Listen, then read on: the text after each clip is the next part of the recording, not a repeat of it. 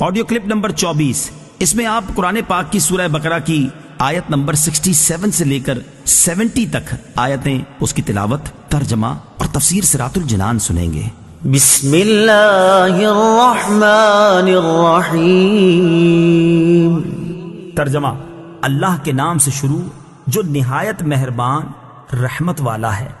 وَإِذْ قَالَ مُوسَى لِقَوْمِهِ إِنَّ اللَّهَ يَأْمُرُكُمْ أَن تَذْبَحُوا بَقَرَةً قَالُوا أَتَتَّخِذُنَا هُزُوًا قَالَ أَعُوذُ بِاللَّهِ أَنْ أَكُونَ مِنَ الْجَاهِلِينَ قالوا ادع لنا ربك يبين لنا ما هي قال إنه يقول إنها بقرة لا فارض ولا بكر عوان بين ذلك فافعلوا ما تؤمرون قالوا ادع لنا ربك يبين لنا ما لونها قال إنه يقول إنها بقرة صفراء فاقع لونها تسر الناظرين قالوا ادع لنا ربك يبين لنا ما هي إن البقرة شابه علينا وإنا إن شاء الله لمهتدون۔ ترجمہ: اور یاد کرو جب موسیٰ نے اپنی قوم سے فرمایا بے شک اللہ تمہیں حکم دیتا ہے کہ ایک گائے ذبح کرو، تو انہوں نے کہا کہ کیا آپ ہمارے ساتھ مذاق کرتے ہیں؟ موسیٰ نے فرمایا میں اللہ کی پناہ مانگتا ہوں کہ میں جاہلوں میں سے ہو جاؤں۔ انہوں نے کہا کہ آپ اپنے رب سے دعا کیجئے کہ وہ ہمیں بتا دے کہ وہ گائے کیسی ہے۔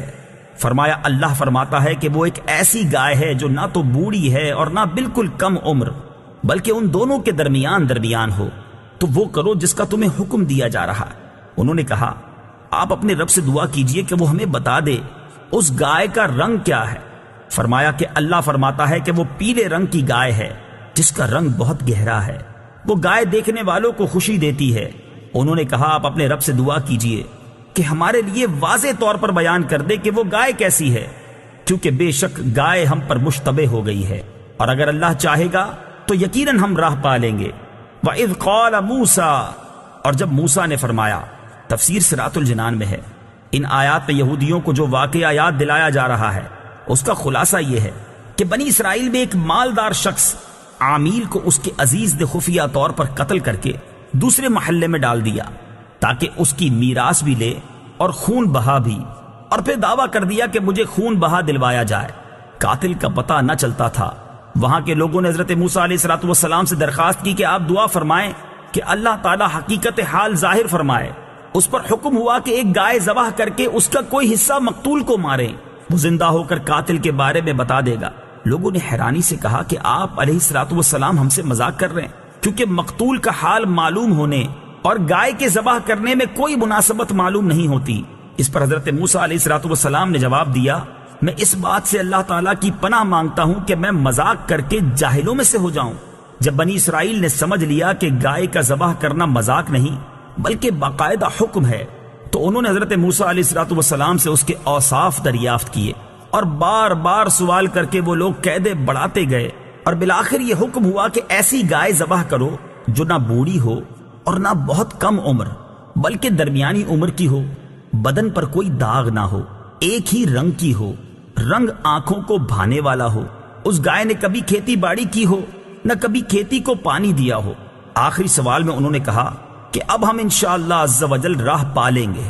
بہرحال جب سب کچھ طے ہو گیا تو ان کی تسلی ہو گئی، پھر انہوں نے گائے کی تلاش شروع کر دی۔ ان کے اطراف میں ایسی صرف ایک گائے تھی۔ اس کا حال یہ تھا کہ بنی اسرائیل میں ایک صالح شخص تھے، ان کا ایک چھوٹا بچہ تھا، اور ان کے پاس ایک گائے کے بچے کے علاوہ اور کچھ نہ رہا تھا۔ انہوں نے اس کی گردن پر مہر لگا کر اللہ تعالیٰ کے نام پر چھوڑ دیا اور بارگاہ حق میں عرض کی، یا رب عز و جل، میں اس بچیا کو اس فرزند کے لیے تیرے پاس ودیعت رکھتا ہوں تاکہ جب یہ فرزند بڑا ہو تو یہ اس کے کام آئے۔ اس نیک شخص کا تو انتقال ہو گیا، لیکن وہ بچیا جنگل میں اللہ تعالیٰ کی حفاظت میں پرورش پاتی رہی۔ یہ لڑکا جب بڑا ہوا تو صالح و متقی بنا اور ماں کا فرما بردار تھا۔ ایک دن اس کی والدہ نے کہا، اے نور نظر، تیرے باپ نے تیرے لیے فلاں جنگل میں خدا کے نام ایک بچیا چھوڑی تھی، وہ اب جوان ہو گئی ہوگی، اللہ تعالیٰ سے دعا کرو کہ وہ تجھے عطا فرمائے اور تو اسے جنگل سے لے آ۔ لڑکا جنگل میں گیا اور اس نے گائے کو جنگل میں دیکھا اور والدہ کی بتائی ہوئی علامتیں اس میں پائیں اور اس کو اللہ تعالیٰ کی قسم دے کر بلایا تو وہ حاضر ہو گئی۔ وہ جوان اس گائے کو والدہ کی خدمت میں لایا۔ والدہ نے بازار میں لے جا کر 3 دینار پر فروخت کرنے کا حکم دیا اور یہ شرط کی کہ سودا ہونے پر پھر اس کی اجازت حاصل کی جائے۔ اس زمانے میں گائے کی قیمت ان اطراف میں 3 دینار ہی تھی۔ جوان جب اس گائے کو بازار میں لایا تو ایک فرشتہ خریدار کی صورت میں آیا اور اس نے گائے کی قیمت 6 دینار لگا دی، مگر یہ شرط رکھی کہ جوان اپنی والدہ سے اجازت نہیں لے گا۔ جوان نے یہ منظور نہ کیا اور والدہ سے تمام قصہ کہا۔